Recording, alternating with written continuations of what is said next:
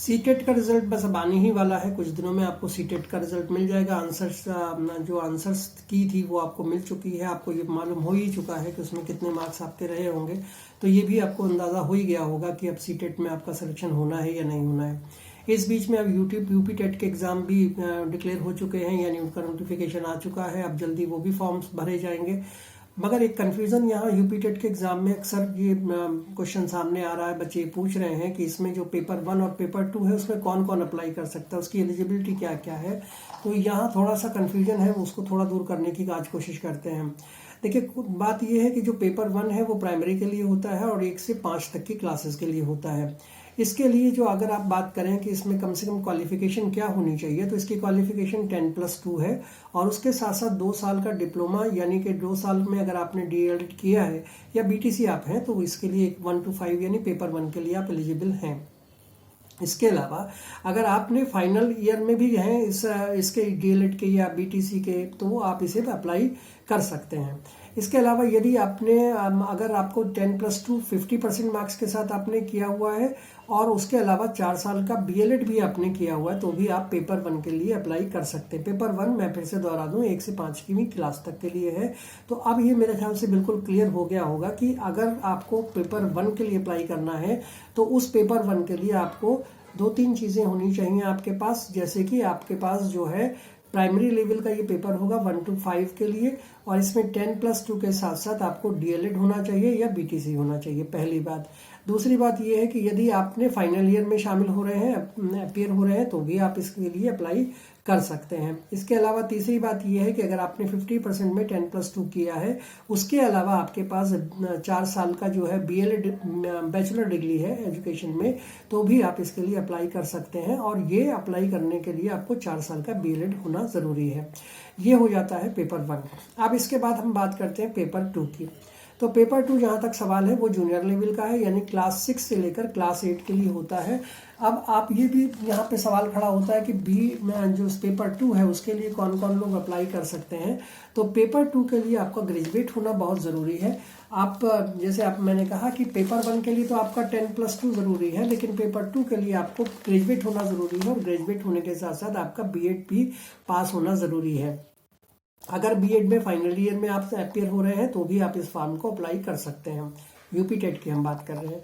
लेकिन एक ट्विस्ट इसमें ये है कि अगर ग्रेजुएशन कर रखा है उसके बाद आपने डीएलएड या डीएलएड और बीटीसी कर रखा है, तो भी आप पेपर 2 के लिए अप्लाई कर सकते हैं। मैं फिर से दोहरा दूं कि अगर आपने ग्रेजुएशन कर रखी है, उसके बाद 2 साल का डीएलएड या बीटीसी कर रखी है, तो आप 2 साल का डीएलएड या बीटीसी कर रखी है, तो आप पेपर 2 के लिए यानी जूनियर लेवल के लिए अप्लाई कर सकते हैं।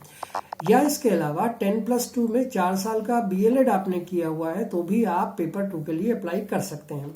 मुझे लगता है कि अभी ये सब चीज़ें क्लियर हो गई होंगी कि पेपर 2 में कौन अप्लाई कर सकता है, पेपर 1 में कौन अप्लाई कर सकता है। एनेक्स्चर में थोड़ा लंबा लिखा हुआ है, कई बार इसमें कन्फ्यूजन हो रहा है कि कौन अप्लाई कर सकता है, तो ये मैंने थोड़ा सा आपको क्लियर करने की कोशिश की है। अब बात करते हैं दूसरी चीज़ की। यहाँ पर एक सीडीपी भी होता है। जो सीडीपी का पेपर होगा वो सीडीपी का पेपर दोनों पेपर्स के लिए होगा, यानी पेपर 1 के लिए भी और पेपर 2 के लिए भी होगा, यानी वो जूनियर लेवल के लिए भी है और प्राइमरी लेवल के लिए भी है। 30 नंबर इसके होंगे। तो सीडीपी के पेपर के लिए भी आपको तैयारी प्रॉपर इसमें करनी पड़ेगी। अब तैयारी किस चीज़ की करनी है, तो इसमें अगर आप ग्रोथ प्लस डेवलपमेंट का टॉपिक होगा उसको आप देखें अच्छे से, बहुत गहन अध्ययन उसका करें। इसके अलावा आपको कौन कौन से फैक्टर इसमें ग्रोथ में और डेवलपमेंट में प्रभावित करते हैं उसके बारे में पढ़ें। कौन कौन से इसके कारक हो सकते हैं डेवलपमेंट और ग्रोथ के, और कौन कौन से सिद्धांत हो सकते हैं, ये डिटेल में पढ़ना ज़रूरी है। अगर आप पेपर 1 और पेपर 2 कर रहे हैं तो सीडीपी के लिए आपको ये पढ़ना ज़रूरी होगा। अब दूसरी चीज़ इसके अलावा ये है कि कई बार जो आपने पेपर की तैयारी की है उसमें सीडीपी का पेपर बहुत इंपॉर्टेंट इसलिए है कि वो ज़्यादातर इसी चीज़ से जुड़ा हुआ होता है कि आपने किस तरह की तैयारी की है और क्या मतलब आपने उसकी प्रॉपर तैयारी की है या नहीं। इसके अलावा दूसरा टॉपिक इसके अंदर होता है हेरिडिटी एनवायरनमेंट का। हेरिडिटी एनवायरनमेंट यानी आनुवंशिकता और वातावरण का आपको पढ़ना पड़ेगा। अब समावेशी शिक्षण आपको पढ़ना पड़ेगा। इंडिविजुअल डिफरेंस आपको पढ़ना पड़ेगा। व्यक्तित्व में जो भिन्नताएं हैं वो क्या होती हैं। इसके अलावा कॉग्निशन ऑफ द इमोशंस आपको पढ़ना पड़ेगा। अधिगम क्या होता है, अधिगम के कितने फैक्टर होते हैं, कौन कौन से फैक्टर इसको प्रभावित करते हैं, और अधिगम के सिद्धांत क्या होते हैं।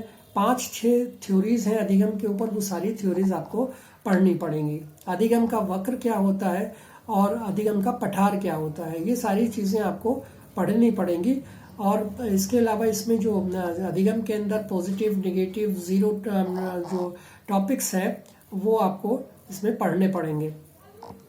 इसके अलावा अधिगम का स्थानांतरण क्या होता है ये आपको पढ़ना पड़ेगा। शिक्षण की विधियां क्या क्या हैं, ये बहुत इंपॉर्टेंट है कि आपको टीचिंग टेक्निक के बारे में पता करना पड़ेगा, इनको गहन अध्ययन करना पड़ेगा। यूपी टेट के पेपर में ये बहुत इंपॉर्टेंट है।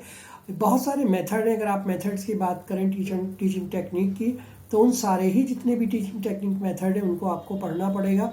इनमें जैसे आपका डॉल्टन की थ्योरी हो गई, और कई सारी थ्योरीज हैं इसमें आपको आगमन की थ्योरी है, निगमन की थ्योरी है, वो सारी चीज़ें आपको पढ़नी पड़ेंगी। इसके अलावा बाल केंद्रित शिक्षा क्या होती है उसके बारे में आपको ज़रूर पढ़ना पड़ेगा। समावेशिक शिक्षा क्या होती है, चिंतन क्या होता है, ये कुछ मोटे मोटे टॉपिक्स मैंने आपको बताए जो आपको करने ज़रूरी हैं अगर आप यूपी टेट का एग्ज़ाम भर रहे हैं। एक बार फिर से आपको बताऊं कि अभी यूपी टेट का एग्ज़ाम हो रहा है, कुछ दिनों के बाद सुपर टेट का एग्ज़ाम होगा, तो अब आप इसके लिए अब प्रिपेयर हो जाइए कि कुछ टॉपिक्स तो आपको बिल्कुल तैयार कर ही लेने हैं। और सी टेट आपके पास अभी निकल ही गया है, एग्ज़ाम का रिजल्ट अब आने वाला है, तो ये अब आपके पास ये समझ लीजिए कि सरकारी मौका है, सरकारी नौकरी पाने का एक बड़ा अच्छा मौका है। इसको गवाइएगा मत, पूरी कोशिश और लगन और मेहनत और ईमानदारी के साथ कोशिश करिएगा। मुझे लगता है कि आपको ज़रूर इसमें सफलता मिलेगी। आपको मेरा ये वीडियो कैसा लगा, आप इस पर अपनी राय ज़रूर दीजिएगा, लाइक कीजिएगा, कमेंट कीजिएगा और इसको सब्सक्राइब मेरे चैनल को ज़रूर कर दीजिएगा। Thank you so much.